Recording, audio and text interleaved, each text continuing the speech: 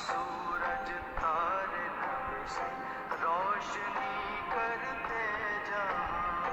चांद सूरज तारे नभ से रोशनी करते जहाँ।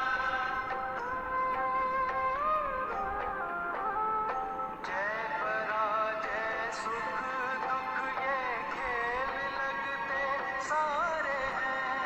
जय पराजय सुख दुख ये खेल लगते सारे हैं। खेल लगते सारे हैं।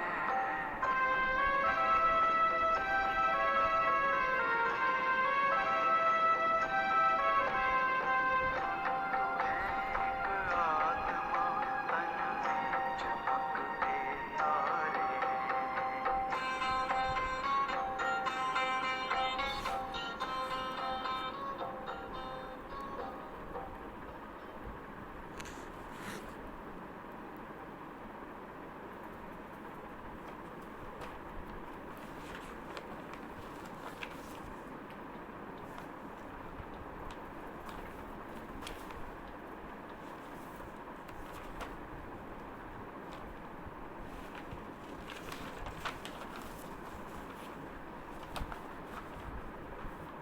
ओम शांति। 21 तारीख के माँ बाप के है। बाबा जी कहा, मीठे बच्चे, रोज़ रात को अपना पोता में निकालो, डायरी रखो तो डर रहेगा कि कहीं घाटा ना पड़ जाए। रोज़ रात को अपना पोता में निकालो, डायरी रखो, डर रहेगा कहीं घाटा ना पड़ जाए। प्रश्न है, क्लब पहले वाले भाग्यशाली बच्चों को बाप की कौन सी बात फौरन टच होगी? उत्तर है, बाबा रोज़ रोज़ जो बच्चों को याद की युक्तियाँ बताते हैं वो भाग्यशाली बच्चों को टच होगी, वो फ़ौरन अमल में लाएंगे। बाबा कहते, बच्चे कुछ टाइम एकांत में बगीचे में जाकर बैठो, बाबा से मीठी मीठी बातें करो और अपना चार्ट रखो तो उन्नति होती रहेगी। ओम शांति। मिलिट्री को पहले पहले सावधान किया जाता है। Attention please. बाप भी बच्चों से कहते हैं, अपने को आत्मा निश्चय करो, बाप को याद करते रहो।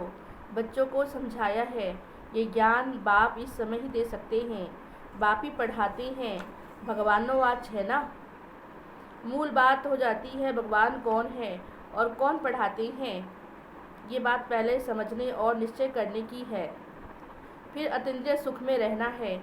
आत्मा को बहुत खुशी होनी चाहिए, हमको बेहद का बाप मिला है। बाप एक ही बार आकर मिलते हैं, वर्षा देने। किसका वर्षा? विश्व की बादशाही का वर्षा। 5000 वर्ष पहले मिसल, ये पक्का निश्चय है।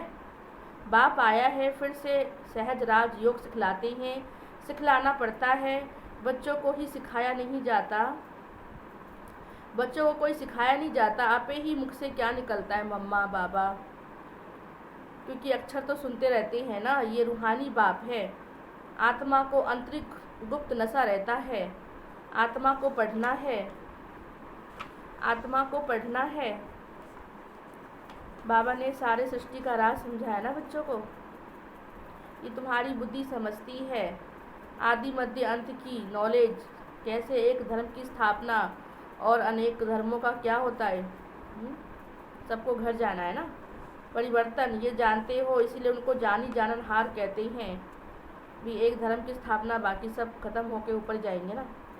अर्थ नहीं जानते, ये कोई भी बिल्कुल नहीं जानते।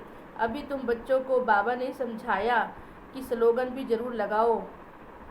मनुष्य होकर अगर क्रिएटर यानी कि रचना आदि को ना जाने तो क्या कहेंगे।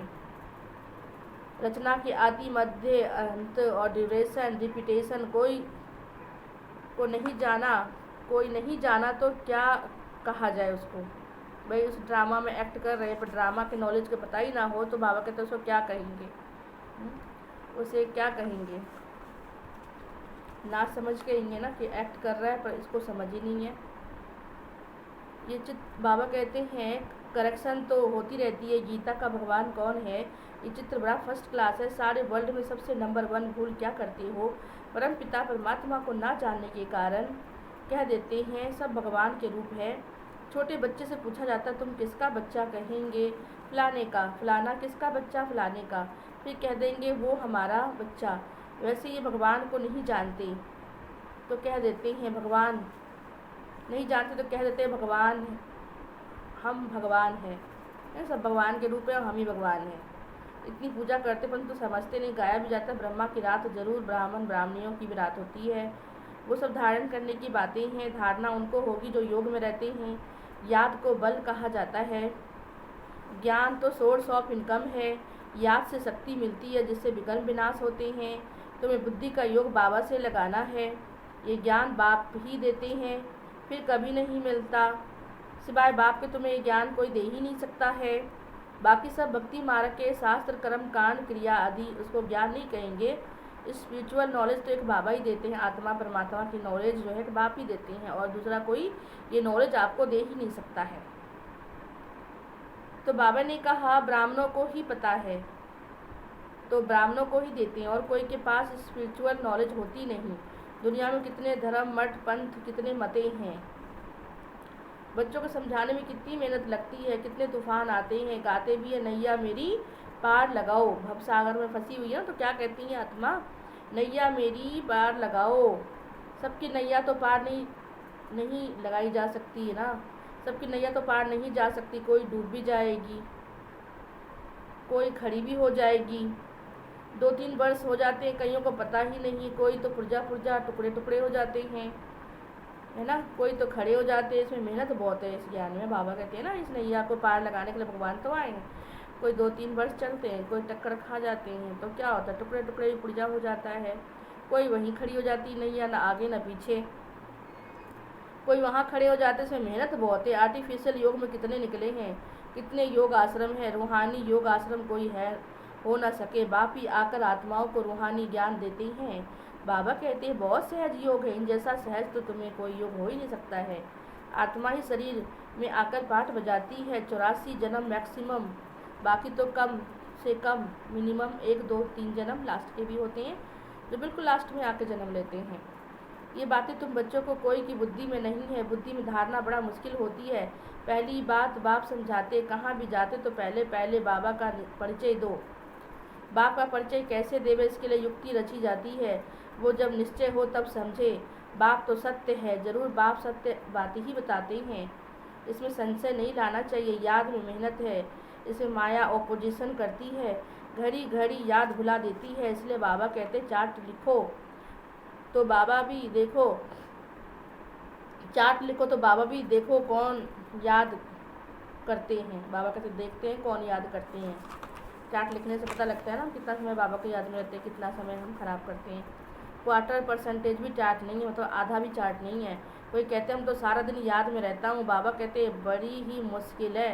सारा दिन याद तो बंधेलियाँ जो मार खाती रहती ना वही याद में रहती होंगी। जिसको बड़े बंधन है और जिसको बिल्कुल मना है तो वही बाबा कहते याद कर सकती। दूसरा तो कोई इतना याद से करता ही नहीं है। जो छुटेले होते हैं उनको और लगता है हमें तो कोई रुकता नहीं है, तो इसीलिए वो बड़े मज़े से जब मन में हुआ कर लिया, जब मन में हुआ नहीं भी किया। तो सिर्फ बाबा इन सब संबंधियों से हम छूटेंगे। आत्मा पुकारती बाबा हम बंधन से कैसे छूटें। अगर कोई याद में रहते तो बाबा को चार्ट भेज देवे ना। डायरेक्शन मिलते रोज रात को अपना पोता में निकालो, डायरी रखो। डायरी रखने से डर रहेगा हमारा घाटा ना हो जाए। बाबा देखेंगे क्या कहेंगे। इतनी मोस्ट विलविट बाबा को इतना समय भी याद नहीं करते हो। लौकिक बाप को स्त्री को याद करते हो, मुझे थोड़ा भी याद नहीं कर सकते हो। चार्ट लिखो तो आप ही लज्जा आएगी। इस हालत में क्या पद पा सकूंगा। इसलिए बाबा चार्ट पर जोर देते हैं। बाप को ही 84 के चक्र का याद करना है तो चक्रवर्ती राजा बन जाएंगे। आप समान बनाएंगे तब तो प्रजा पर राज्य करेंगे। यही तो राज योग है। राजाओं का राजा बनने का योग है। नर से नारायण बनने का एम ऑब्जेक्ट ये है। जैसे आत्मा को देखा नहीं जाता समझा जाता, इसमें आत्मा है ये भी समझा जाता है। लक्ष्मी नारायण की जरूर राजधानी होगी। इनसे भी जास्ती मेहनत है। इन्होंने सबसे जास्ती मेहनत की है तब तो स्कॉलरशिप पाई है। जरूर इन्हों की तो बहुत प्रजा होगी। ऊँच से ऊँच पद पाया, जरूर बहुत योग लगाया होगा तभी तो पास विद ऑनर हुए। लक्ष्मी नारायण के लोग कह रहे हैं कि उन्होंने कितना मेहनत करी इस पद पाने के लिए। तभी तो नंबर 1 बने। तो आप भी मेहनत करो तो आप भी नंबर 1 पद पा सकते हो। ये कारण निकालना चाहिए, हमारा योग क्यों नहीं लगता है भाई। धंधे आदि की झंझट में बहुत बुद्धि चली जाती है, उनसे टाइम निकाल इस जास्ती ध्यान देना चाहिए। कुछ टाइम निकाल बगीचे में एकांत में बैठना चाहिए। फीमेल तो जा ना सके, उनको घर संभालना होता है, पुरुष को सहज है। कल पहले वाले जो भाग्यशाली होंगे उनको टच होगा। पढ़ाई बहुत अच्छी है, बाकी हर एक की बुद्धि अपनी होती है। कैसे भी करके बाप से भरोसा लेना, बाप डायरेक्शन सब देते हैं, करना तो बच्चों को ही है ना। बाबा डायरेक्शन देंगे ज़रूर देंगे। जनरल एक पर्सनल में आकर कोई पूछे तो राय दे सकते हैं। तीर्थों पे बड़े बड़े पहाड़ों पे जाते हैं, पंडे लोग सावधान करते रहते हैं, बड़ी मुश्किलात से जाते हैं। तुम बच्चों को तो बाप बहुत सहज युक्ति बताते हैं। नहीं, तीर्थ यात्रा करने जाते तो कितनी मुश्किलें भी आती है भाई। पहाड़ों पे चलना, पैदल चलना, टांगें भी दुख जाती नहीं होगी, बैठ बैठ के थोड़ा थोड़ा करके जाते हैं। यहाँ तो बाबा कहते सहज राजयोग है, सहज परमात्मा को ध्यान लगा सकते हो, कोई मुश्किल योग नहीं है। आराम से कहीं भी बैठ के परमात्मा को ध्यान लगा सकते हो एकांत में। बाप को याद करना, शरीर का भान खत्म करना। बाबा कहते हैं मुझे याद करो। बाप आकर नॉलेज दे जाते हैं। आत्मा जैसा तीखा रॉकेट और कोई होता नहीं। वो लोग मून आदि पर जाने में कितना टाइम वेस्ट करते हैं। ये भी ड्रामा में नूंद है भाई। साइंस वाले भी अपनी खोज करते रहते हैं, ड्रामा में नूंद है। साइंस का हुनर भी विनाश में मदद करता है। साइंस तुम्हारी है साइलेंस, है ना, उनकी है साइंस, आपकी है साइलेंस। अपने को आत्मा समझ बाबा को याद करना है। ये डेड साइलेंस, बिल्कुल डीप में चले जाओ। मैं आत्मा शरीर से अलग हूँ। ये शरीर प्राणी हो चुकी है। प्राणी जुती भी कहते हैं। सर्प का भी मिसाल देते हैं। सर्प क्या करता है, अपनी खाल चेंज कर लेता है। ऐसे बाबा कहते तुम भी अपनी पुरानी खाल चेंज करके नए धारण कर लेते हो, नया चूल्हा धारण कर लेते हो। कछुए का भी मिसाल देते, कछुआ कैसे अपने को सिकोड़ लेता है। तो तुम्हारे लिए ही है। कीड़े जैसे कीड़े बाबा कहते ना कैसे हो गए मनुष्य, उनको भू भू करके। ऐसे भ्रमरी का मिसाल है ना, वो विष्टा के कीड़े को भू भू करके अपने सामान बना देती है, उड़ना सिखा देती है। तो बाबा कहते तुम भी ज्ञान की भू भू करके उन्हें मन से देवता बना देते हो। देकर ज्ञान थोड़ा थोड़ा दे देकर उनको भी बाप समान बना देते हो। आप समान, फिर बाप समान, फिर संपूर्ण मनुष्य देवता। विषय सागर से क्षीर सागर में बाबा ले जाते हैं। तुम्हारा काम है सन्यासियों को यज्ञ आदि कुछ भी करना नहीं है। सन्यासियों की यज्ञ आदि कुछ भी नहीं है। सन्यासियों को यह यज्ञ तप आदि कुछ भी करना नहीं है। भक्ति और ज्ञान है ही गृहस्थियों के लिए, उन्हों के लिए सतयुग में आना ही नहीं है। वैसे पाते ना सन्यासी लोग तो चलो भक्ति करते हैं, घर बार का सन्यास करते हैं और फिर चले जाते हैं। तो बाबा कहते हैं ठीक है, उनको मुक्ति तो मिलती, जीवन मुक्ति तो परमात्मा ही देता है, स्वर्ग का सुख, जिसके लिए हम लोग पुरुषार्थ करते हैं। वो भी ड्रामा अनुसार आते रहेंगे, इसमें नंबर 1 निकलते रहेंगे। माया भी बड़ी प्रबल है। आंखें बड़ी क्रिमिनल है। ज्ञान का तीसरा नेत्र मिलने से आंखें सिबिल बनती है। फिर आधा कल्प कभी भी क्रिमिनल नहीं बनेंगे। ये बड़ी धोखेबाज है। तुम जितना बाबा को याद करेंगे उतना कर्मेंद्रियाँ शीतल होती जाएंगी। फिर 21 जन्म बाबा कहते हैं ना, 21 जन्म कर्मेंद्रियाँ कोई चंचलता नहीं करेगी। वहाँ कर्मेंद्रियाँ शीतल होती है, सब कर्मेंद्रियाँ शांत सतो प्रधान रहती है। देहाभिमान के बाद ही शैतानी काम करती है। बाप तुम्हें देहाभिमानी बनाते हैं, है ना। जब देवभान में आते तभी कर्मेंद्रियाँ चंचल होती है, आंखें धोखा देती है, मुख धोखा देता है, कान बड़ा सुनता है, हाथ बड़ा कर्म करता है, मन हमें चंचल बनाता है। तो बाबा कहते हैं जब तुम योग में रहते हो तो तुम्हारी सब कर्मेंद्रियाँ शीतल हो जाती है, नहीं तो फिर चंचल हो जाती है, फिर उल्टे सुल्टे काम कराती है, दुख भी अनुभव कराती है और तंग भी करते हो। कोई आपको तंग करता है, किसी को आप कर देते हो। तो बाबा कहते ये भी क्या है, कर्मेंद्रियाँ हमारी क्या है, धोखा देती है। तो इसकी बड़ी संभाल करनी है। जितना जो मेहनत करते उतना उच्च पद पाएंगे। मेहनत तो करनी है देहाभिमानी बनने की। फिर कर्मेंद्रियाँ धोखा नहीं देंगी, अंत तक युद्ध चलती रहेगी। जब कर्मातीत अवस्था को पाएंगे तब लड़ाई भी शुरू होगी। दिन प्रतिदिन आवाज़ होता जाएगा। मौत से लोग कितना डरते रहते हैं। मौत देखो ना कैसे आ जाती है आजकल, तो पता ही नहीं लगता है। बाबा कहते हैं ज्ञान सबके लिए, सिर्फ बाबा का परिचय देना है। हम आत्माएं सब भाई भाई हैं, सब एक बाप को याद करते हैं। गॉड फादर कहते हैं करके कोई नेचर को मानने वाले होते हैं, परंतु गॉड तो है ना, उनको याद करते हैं मुक्ति, जीवन मुक्ति के लिए। मोक्ष तो है ही नहीं। वर्ल्ड की हिस्ट्री ज्योग्राफी को रिपीट करना बुद्धि भी कहती है। जब सतयुग था तो एक ही भारत था, एक धर्म, एक राज्य, एक भाषा, एक कुल था। मनुष्य तो कुछ नहीं जानते। इन लक्ष्मी नारायण का राज्य था। लाखों वर्ष की बात तो हो ना सके। लाखों वर्ष की बात होते तो कितने ढेर संख्या हो जाती है। बाबा कहते हैं अब कलयुग पूरा हो, सतयुग की स्थापना हो रही है। समझते हैं कलयुग क्या है। कलयुग छोटा बच्चा है, रेंगड़ी पहन रहा है, चलना सीख रहा है, लेकिन बाबा कहते हैं कलयुग अंतिम सांसें ले रहा है। इतने 1000 वर्ष कहते पड़ा हुआ है। भगवान कहते हैं इतने कहाँ पड़ा हुआ है। तुम बच्चे जानते हो कल्प की आयु ही कितनी है?